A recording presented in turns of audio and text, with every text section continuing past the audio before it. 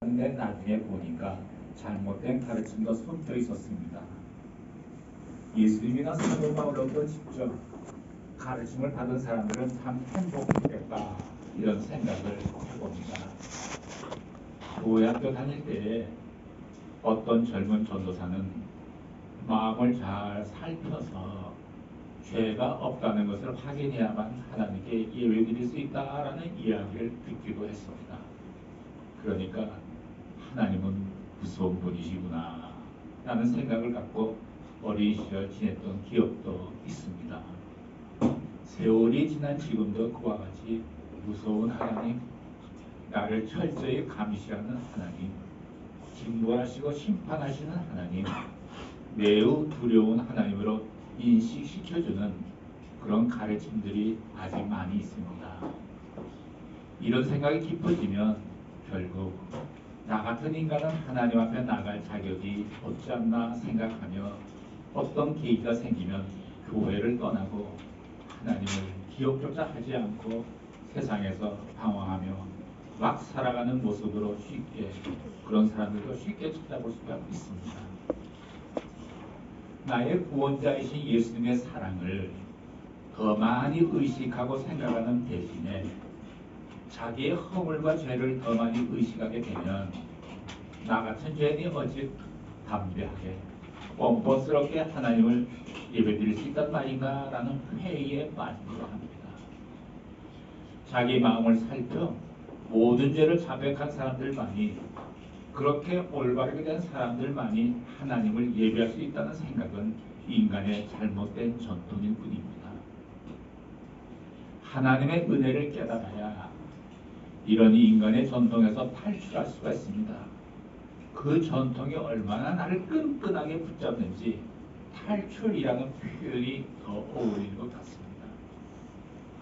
누가복음 7장에 나오는 여인, 귀한 향유 옥합을 가지고 예수님 앞에 나와 예수님의 발치에서 예배를 드렸습니다. 예수님의 발에 향유를 부었습니다. 성경은 그녀가 죄인이라고 분명히 기록하고 있습니다. 그녀는 있는 모습 그대로 예배를 했습니다. 우리가 가만히 보면 목욕하러 가기 위해서 미리 몸을 씻는 사람 여러분 본 일 있습니까? 목욕하러 가려면 몸을 먼저 씻고 가야 돼. 이런 가르침이 교회 안에 있다는 것이죠. 알고 나면 우스운 일입니다. 그냥 죄인이면 죄인인 모습 그대로 예수님 앞에 나아가는 것입니다. 어디다 회개를 다 하고 나가겠습니까? 그냥 나가는 거예요. 예수님은 우리를 깨끗하게 씻어주시는 분이십니다. 예수님은 우리의 힘으로 결코 해결하지 못할 것 같은 것도 당등히 해결해 도와주십니다. 그러나 우리 자신을 먼저 깨끗하게 씻어야만 예수님이 받아주신다는 거짓말이 오늘의 교회 안에 자리 잡고 있기도 합니다. 그래서 어떤 신자들은 제 삶을 올바르게 한 후에야 예수님께 나아가야지요. 담배 술을 끊어야 나아가지요 라고 말합니다. 이렇게 되면 평생 나가지 못합니다. 우리는 예수를 감비작 믿기 시작했거나 아직 믿지 않은 세상 사람들에게 교회에서 강조하는 의무사항, 금지사항 같은 것을 정리한 목록을 내놓으면 안 됩니다. 참 진리의 말씀을 힘써 전해야 합니다. 은혜의 복음을 전해야 합니다. 그러면 많은 사람들이 자신의 문제에 답을 찾기 위해서 교회로 다가오게 될 것입니다. 제가 뺐습니다. 저는 목욕하러 가는데 몸을 씻고 가야 된다는 그런 모습으로 젊었을 때까지 살았던 것 같아요.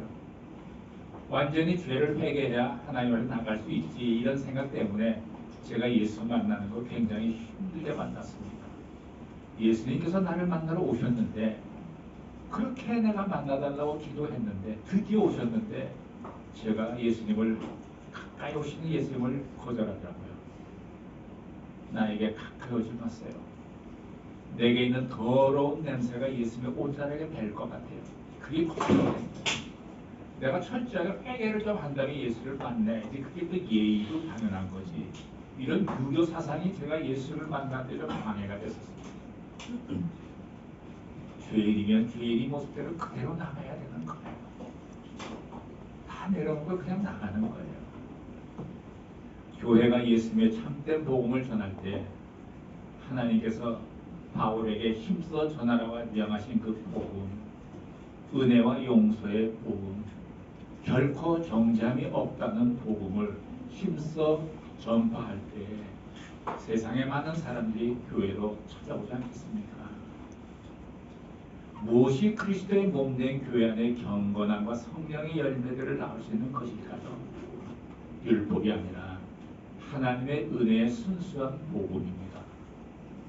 우리가 경건한 삶을 산다는 것은 율법을 잘 지켰을 때 사는 것이 아니라 하나님의 은혜를 경험했을 때 가능합니다.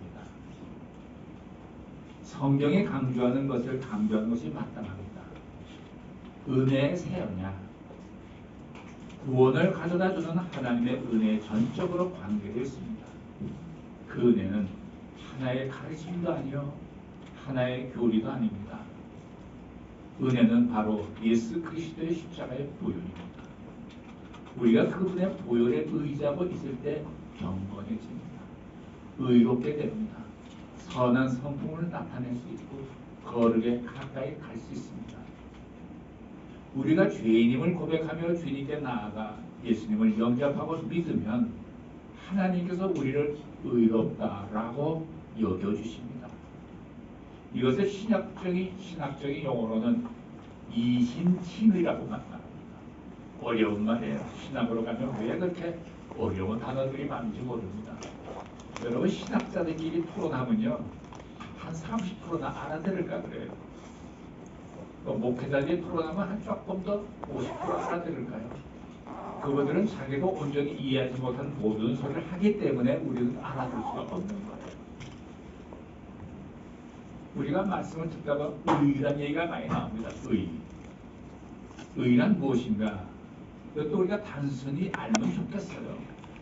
사람에 대한 의, 하나님에 대한 의가 있는데 사람에 대한 의라는 것은 올바른 행동이 아니라 올바른 신앙입니다.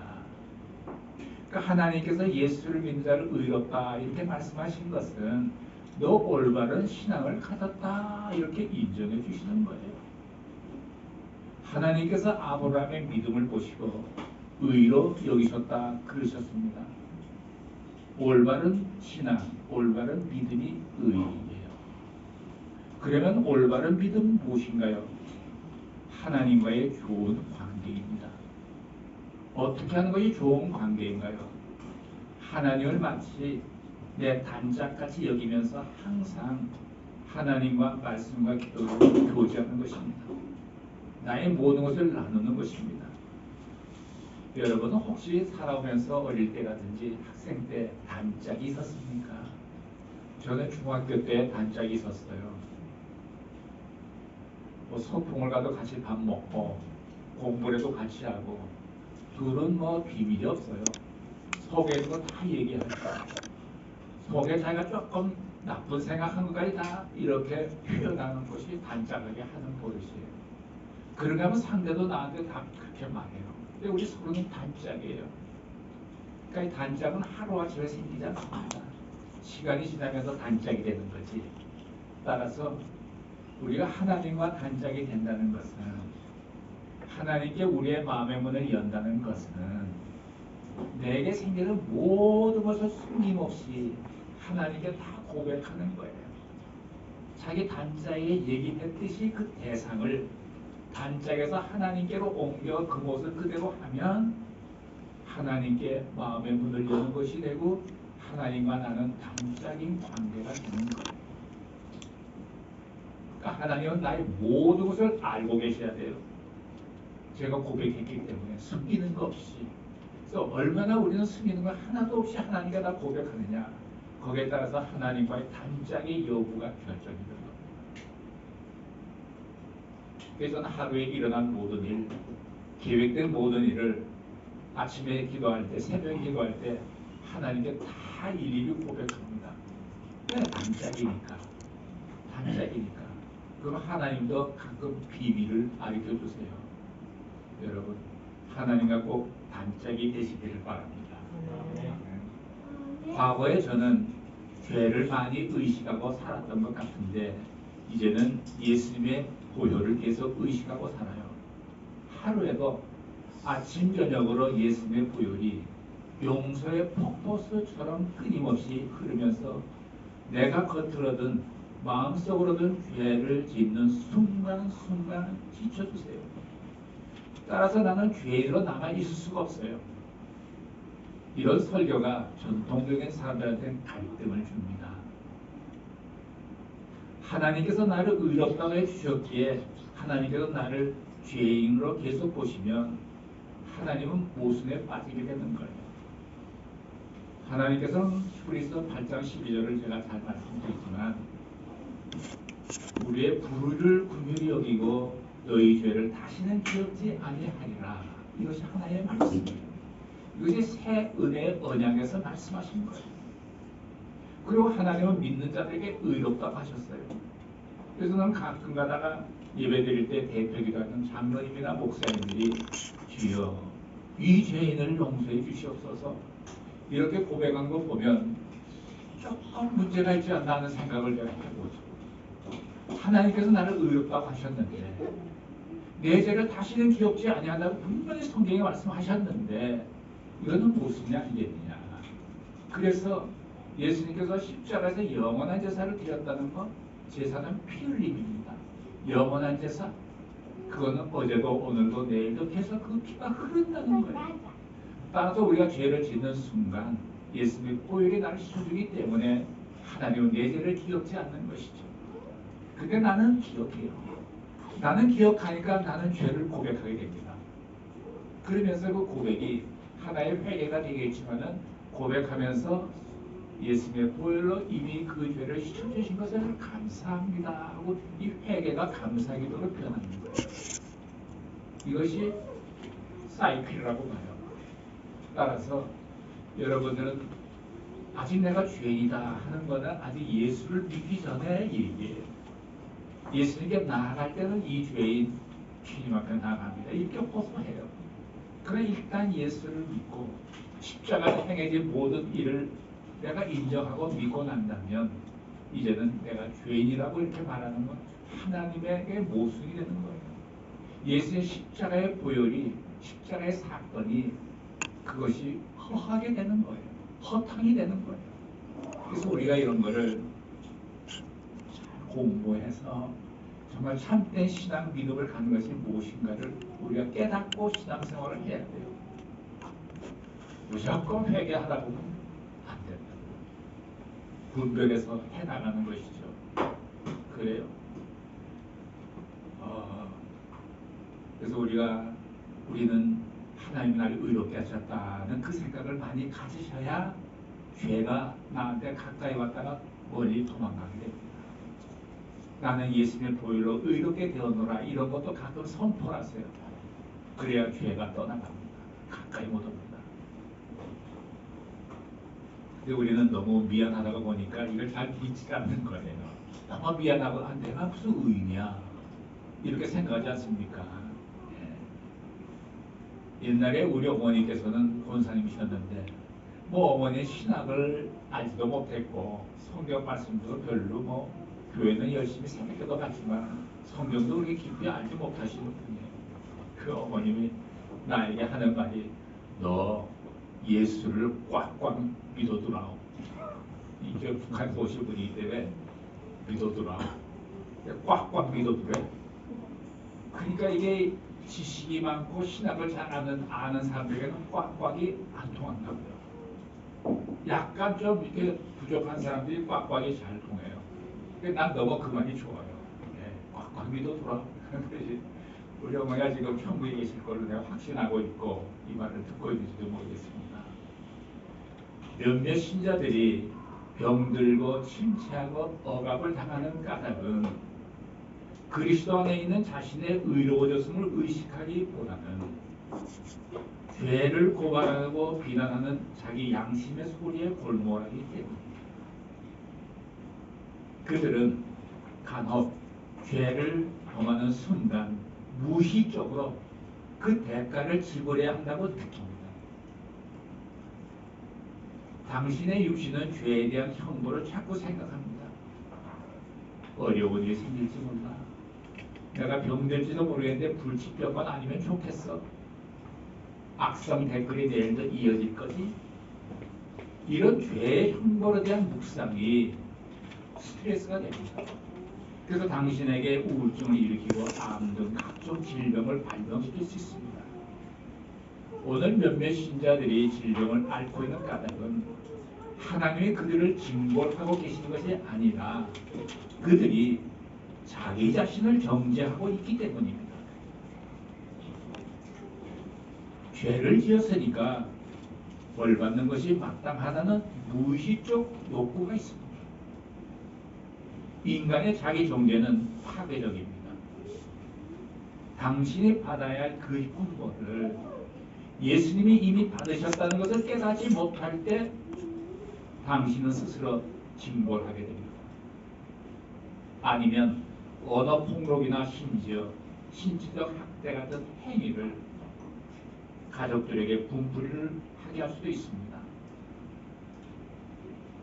여러분 스스로 나는 오직 징벌받아 마땅할 뿐 축복 같은 것은 가당치 않다고 믿을 때 당신의 내면에 무의식적으로 자기 파괴 구조로 이끌고 자신을 징벌하고 실패의 길로 들어서게 되는 것입니다. 여러분이 어쩌면 제법 수익이 기대게 되는 사업 계약을 목전에 두고 있거나 좋은 조건의 직장을 얻기 직전일 수도 있습니다. 그러나 자기 정죄에 놓이게 될 때에 과연 내가 받을 만한 자격이 있을까? 이런 것이 내면 깊은 곳에 파도치고 있어요. 심한 사람은 자신을 구주의 불능이라고까지 생각을 합니다. 난 되는 게 없어. 쉽게 포기하고 물러섭니다. 자기 정죄 아래 놓이게 되면 사람들에게 관심과 사랑을 받을 만한 자격이 없다고 내 속에서 자꾸 속삭이는 탓에 관계를 잘 세워나가지를 못하는 모습이 있죠. 이것을 극복하려면 예수님께서 십자가에서 이루신 일에 대한 가르침과 깨달음이 필요합니다. 예수님께서 당신 대신 이미 정죄와 형벌을 받았습니다. 분명합니다. 예수의 보혈이 당신의 모든 죄를 씻어주시고 용서해 주셨습니다. 그런데도 여전히 죄책감과 정죄가 존재한다는 것은 당신의 모든 죄가 용서받았다는 것을 진정으로 믿지 않고 있다는 증거일 뿐입니다. 구약의 이스라엘 백성들은 자신들의 죄를 끊임없이 의식할 수밖에 없었습니다. 황소와 염소의 피로 죄를 영원히 그 피는 영원히 죄를 제거하지 못합니다. 죄 지을 때마다 동물 제사를 반복해야 했습니다. 그러나 오늘날의 신자들은 자신들의 죄를 의식하지 않고 살아도 된다는 것입니다. 그것은 우리를 위해 단번에 영원한 제물이 되신 예수님이 이미 우리의 모든 죄를 제거하셨기 때문입니다. 따라서 우리는 죄를 고백만 하면 되고 씻어주고 감사 기도하면 됩니다. 예수님의 십자가의 희생제사를 통해서 우리는 언제나 의를 의식하며 사는 것입니다. 이 말은 올바른 믿음을 갖고 살려고 항상 애쓰지만 이따금 넘어지는 탓에 죄책감과 정죄로 괴로워하며 씨름하는 사람들에게 한정하고 싶은 것이죠. 여전히 죄 가운데 살면서 죄된 방식을 버리기를 싫어한다면 얘기는 완전히 달라집니다. 이런 자는 예수를 받아들이고 믿는 신자라고 볼 수가 없죠. 한때 감정으로 된 것을 예수 믿는 것으로 착각한 것이죠. 우리가 예수를 만났다는 간증을 많이 듣습니다. 인격적으로 만났습니다. 얼마나 귀한 간증이고 귀한 일입니까? 그런데 예수님을 만났다는 것보다 더 귀한 것은 내가 예수님을 믿게 됐습니다 하는 것이 중요합니다. 성경에 보면 부자 청년이 예수님을 만나서 영생에 대한 이야기까지 나눴습니다. 근데 그는 예수를 믿지 못했습니다. 만났지만 근심하고 돌아갔습니다. 우리는 도저히 갚을 수 없는 죄의 빚을 하나님께 지고 있었습니다. 현재 지고 있는 것이 아니라 과거에 지고 있었다는 것입니다. 그러나 예수님이 우리의 빚을 이미 갚아주셨습니다. 이 사실을 깨닫지 못한 자들은 이런 기회가 주어졌지만 불행하게도 지금도 여전히 죄 가운데 있습니다. 예수님이 하나님의 아들이고 십자가에서 행하신 모든 일을 믿는 자에게는 이 빚의 채무가 다 사라지게 된 것입니다. 여러분의 매일이 자유의 날임을 깨닫기를 바랍니다. 예수님을 믿지 못하고 사는 인생들이 얼마나 불쌍합니까? 예수님께서 십자가에서 다 이루었다고 선포하셨습니다. 이 선포 아래 우리의 삶이 있는 것이고 자유함이 흘러 넘치는 것입니다. 복음의 기쁜 소식을 열심히 전해서 죄책감, 정죄감의 몽해를 쓰고 있는 자들에게 하늘로부터 오는 평안과 자유함을 누릴 수 있도록 우리는 도와야 할 입장입니다. 예수님께서 당신의 죄의 빚을 이미 충분히 갚아주셨습니다. 당신이 죄를 계속 의식하고 있다면 그것은 당신의 죄의 빚을 대신 다 갚아주신 예수님을 모욕하고 있는 것과 무엇이 다를까요? 예수님의 십자가의 죽음만으로는 부족하다고 떠들어대는 것 아닐까요? 예수님은 살아계신 하나님의 사랑하는 아들이십니다. 그런데 어찌 감히 예수님의 희생이 충분치 못하다고 말할 수가 있겠습니까? 당신이 당신의 죄를 계속 의식할 때 그것은 예수님이 십자가에서 이루신 일을 욕되게 하는 것이 됩니다. 동시에 당신의 삶의 정죄와 질병과 죄의 악순환을 초래할 수 있습니다. 우리는 고개를 끄덕이며 이렇게 질문할지 몰라요. 알겠어요. 내 죄를 의식하는 걸 중단하고 싶고요. 하지만 그렇게 하려면 어떻게 해야 하나요? 죄의식 밖으로 나오는 길은 예수님이 십자가에서 이루신 일에 대한 가르침과 예수의 보혈이 어떻게 우리의 모든 죄를 깨끗하게 씻고 사했는지에 관한 가르침을 더 많이 듣는 것입니다. 들으면 계속 내 것이 될 때까지 묵상하는 것입니다. 그러면 이렇게 독백할 수가 있어요. 하나님이 허락하셔서 내가 예수를 믿게 됐지. 기꺼이 허락해 주셔서 예수를 내 마음에 영접하고 믿게 됐지. 이 믿음을 보시고 하나님께서 나를 의롭다고 하셔. 아니 나 같은 자가 의롭다니 말도 안 되잖아. 아 그렇다. 하나님께서 나를 보실 때는 내 안에 계시는 예수님을 먼저 보시는구나. 내가 그리스도 함께 십자가에 못 박혔나니 그런즉 이제는 내가 사는 것이 아니요 오직 내 안에 그리스도께서 사신 것이다. 오직 내 안에서 그리스도께서 사신 것이다. 그래서 나를 의롭다고 하시는구나. 그러면 죄 짓고 또 짓고 반복하는데 계속 의로워질 수 있을까? 그래 맞죠. 내가 예수님의 보혈에 항상 적신받으니까 예수님의 보혈은 용서의 폭포수같이 결코 끊이지를 않아. 내가 죄를 짓는 순간 동시에 잊혀지니까 난 계속 의인으로 남아있는 것이지. 그러니까 하나님이 만약 예수를 믿는 나를 죄인이라고 말한다면 그것은 하나님의 모순이 되는 거지. 그래서 나는 오늘도 죄 시정받고 의롭이 계속되고 이것이 하나님의 은혜가 아닌가. 매일 하나님의 은혜를 받는 내가 어찌 죄에 가까이 갈 수 있단 말인가. 내게 주신 하나님 주신 그 평안과 말할 수 없는 자유함이 있지. 나는 하나님을 사랑치 않고는 견딜 수 없게 됐어. 매일 하나님을 향한 연민의 정이 용서 숨심을 금할 수가 없어. 오늘은 성령님이 나를 또 아름답게 변화시켜 주시겠지. 이렇게 묵상이 깊어지고 발전하는 거예요. 이렇게 되면 아주 행복해집니다. 죄인이었던 내가 하나님의 은혜로 완전히 의인이 된 것이에요. 복음은 내게 좋은 영향력을 끼치는 것이 아니라 나를 완전히 본질적으로 변화시켜 주세요. 사랑에 눈뜨게 해줘요.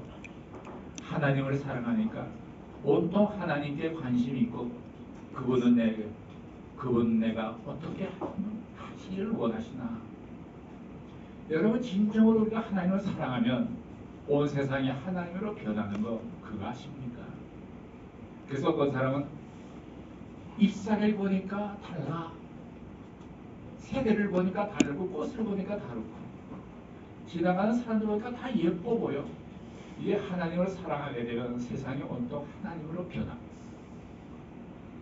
경험해 보셨습니까? 여러분 이 놀라운 복음을 깨닫고 깊이 묵상하세요. 그리고 남이 나를 볼 때 하나님이 느껴질 수 있게 해주세요. 당신이 믿고 있는 예수 나도 믿고 싶다. 나도 모르게 영혼 구원을 위한 삶이 되는 거예요.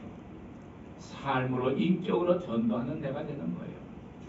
십자가의 죄사함이 당신 것임을 깨닫기를 바래요. 치유가 당신 것임을 깨닫기를 바래요. 파멸로부터의 구원이 당신 것임을 깨달으세요. 인자와 국민의 멸류관이 당신 것임을 깨달으세요. 새로운 피조물이 바로 당신임을 깨닫기 바랍니다. 이러한 축복들 안에서 자유를 누리며 평안한 삶을 되시기를 예수님의 이름으로 축복합니다. 기도하시겠습니다.